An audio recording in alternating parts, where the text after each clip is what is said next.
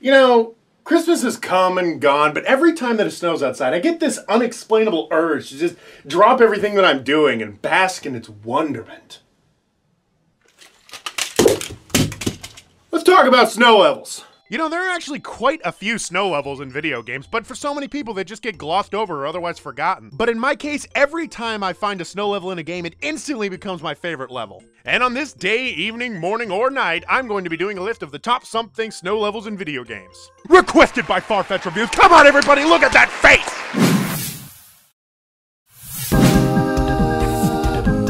Why not start the list with a level I've never actually played? I'm not exactly what you would call a retro Sonic fan. I just grew up with Sonic Adventure 2, never really played any of the older games, and never even knew that they even existed until much later on. But in preparation for this list, I decided to return to Sonic 3 and try to make it to the Ice Cap Zone. And I was doing pretty damn good until I hit Hydro City, and I can't go any further. But damn it if I haven't used the shit out of this music! Sonic music has always been at its finest throughout the series, and Ice Cap Zone is no exception. It's so fast and uplifting and just reminds me of how much I love Sonic. And the level itself, from the outside looking in at least, is also wonderful, manipulating different level mechanics and forcing you to think on your toes. But the best part of all is the snowboard! Oh, it's like City Escape before there was a city to escape!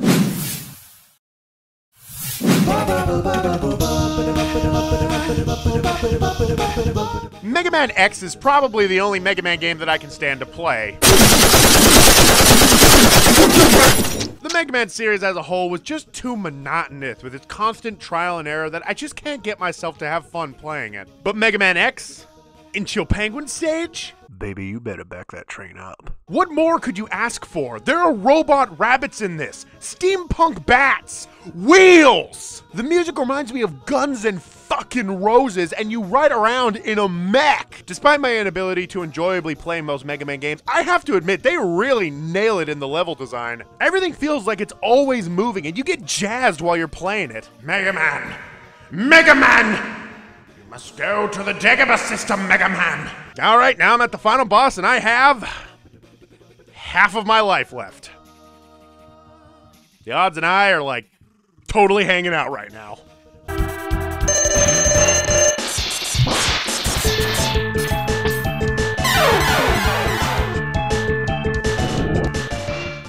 I won! No, I didn't.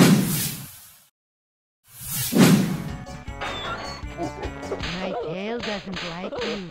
What the fuck is a Gex anyways?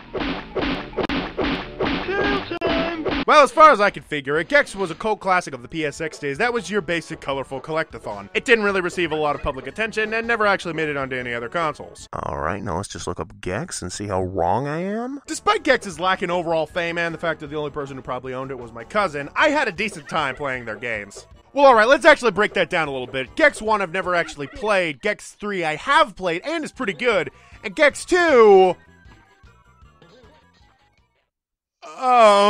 Beat the Matterhorn, what are you gonna do? First off, the level's called The Pole. I think why this game left such an impression on me is the same reason why the game left such an impression on me. Despite it being rated E, it had a lot of raunchy humor in it. Hey, speaking of secrets, you wanna see my... Quit clowning around! It was just so off the beaten path to play a snow level that wasn't all cute and filled with wondrous enemies, but rather evil fucking elves that throw snowballs at you. And Kris Kringle with a gun! Yeah, fuck you, Nick! Who the hell made you a saint anyway?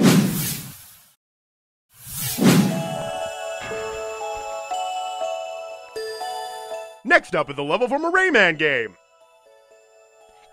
Imagine that! So in my Rayman 3 review, I talked about this as a classic snow level, but never really broke it down for you. Maybe it was because I was planning on doing this list far into the future and decided I didn't want to spoil its content until this exact moment. Time travel. The level itself is called Summit Beyond the Clouds. That alone makes it list-worthy. It's just so happy and filled with wonder that puts me in a good mood and makes me want more. Well, that's a really generic way of putting it, eh, Draddy? Also, for those of you that have actually played Rayman 3, you probably remember that this level came a little bit after this... hell! So a nice, relaxing jaunt through the snow is pretty much required at that point. I mean, seriously, stick that on the back of the box. It's lethal. Also, Glowbox is frozen in ice.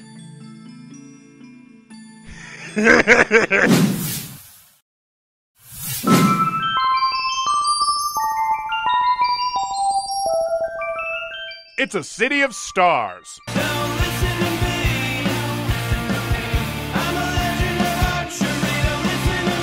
For some people, Paper Mario is considered a lesser in the RPG genre. For me, I think the Paper Mario series is the most creative thing Nintendo has ever done to the Mario IP. So fuck you! And what they tend to consistently get right is setting the mood for each area. Sad Sun. Oh. Spooky Forest.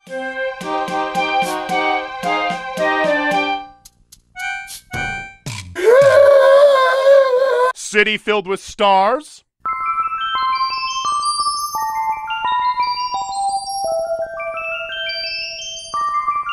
Starborn Valley was the most magical thing I ever saw when I was young. Not just the town, but the whole path. What struck me the hardest when it comes to magical moments was when you found the hat and the scarf, knew to put them on the snowmen, and watched as the doors opened to the higher mountains. Oh, and the village right before Starborn Valley? Get on the ground! I didn't do it! Get on the ground!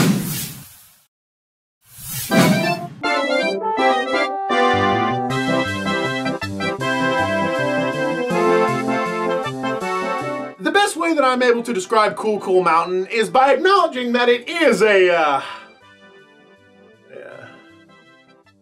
cool mountain.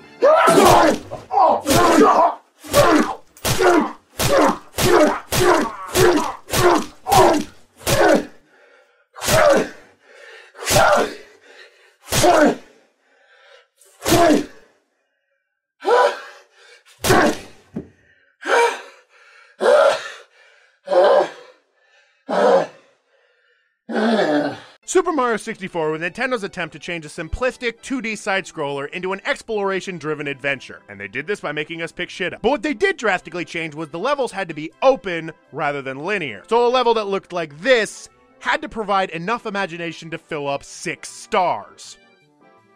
I will never be a game designer. The reason this level is so good is because it has a little bit of everything. Music, visuals, games, penguins, atmosphere, penguins, sliding, penguins, goddamn the penguins! Also, that sliding aspect that's all over Super Mario 64 is absolutely necessary in this level, but it's used in a way that isn't fucking annoying like other games with ice mechanics. Da da da da da da da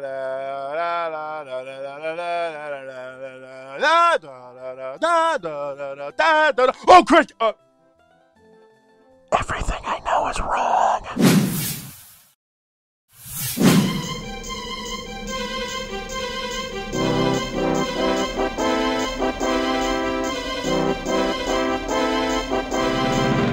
Out of all the levels I've mentioned so far, how many of them have actually taught you lessons? Like leaving your children to starve in the cold is okay, so long as you're just out getting smashed and playing sled games.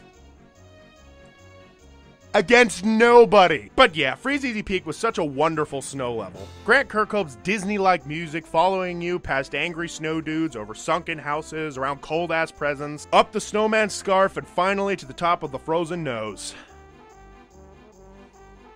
Only to be welcomed by this.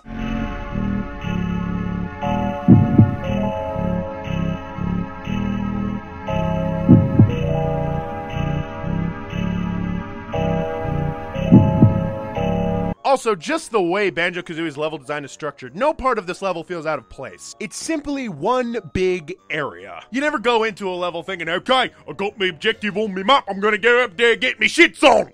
You just played the level because it was fun to be there. And eventually you decide to climb the Christmas tree or smack the drunken polar bear and find what you were looking for. I didn't just put this on the list because I love the Banjo-Kazooie series. Hell, I love Banjo Tooie more, but you don't see me putting Hailfire Peak on there. I put it on here because years later I could still come back to this level and have the same amount of fun I did 10 years ago. And that's what makes any game worth it.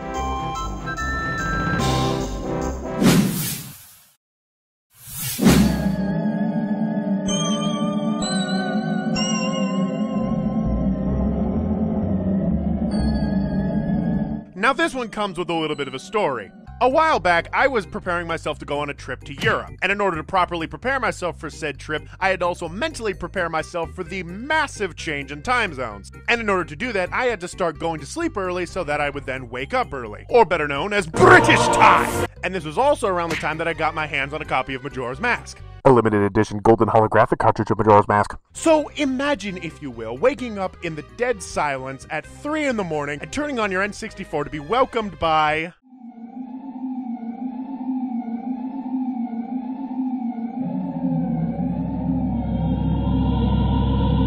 The isolated atmosphere really helped, if you know what I mean. I put Freezeezy Peak on the list because it's the most fun I've had playing a snow level, but I put Snowhead Mountain on the list because it is the most unnerving I have felt playing a snow level. There's so much to the level, from the dark, twisted music, to the quest with the Gorons, to the fact that the snow isn't even supposed to be there.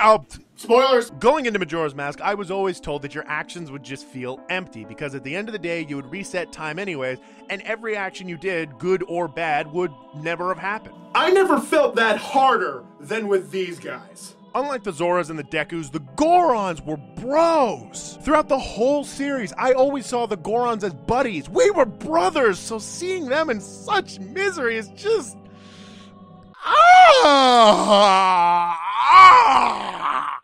I could almost not explain it at all. It's just something that you have to experience for yourself. Much like the game.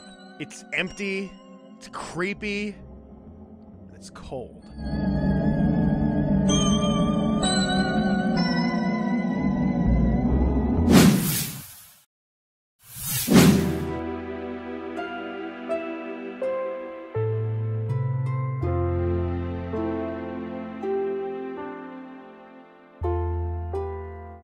What? Cheating? What?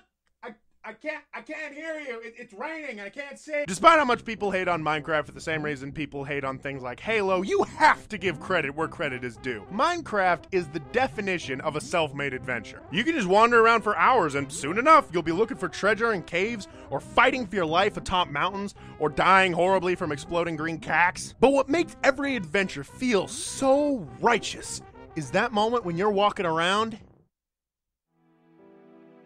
and it begins to snow.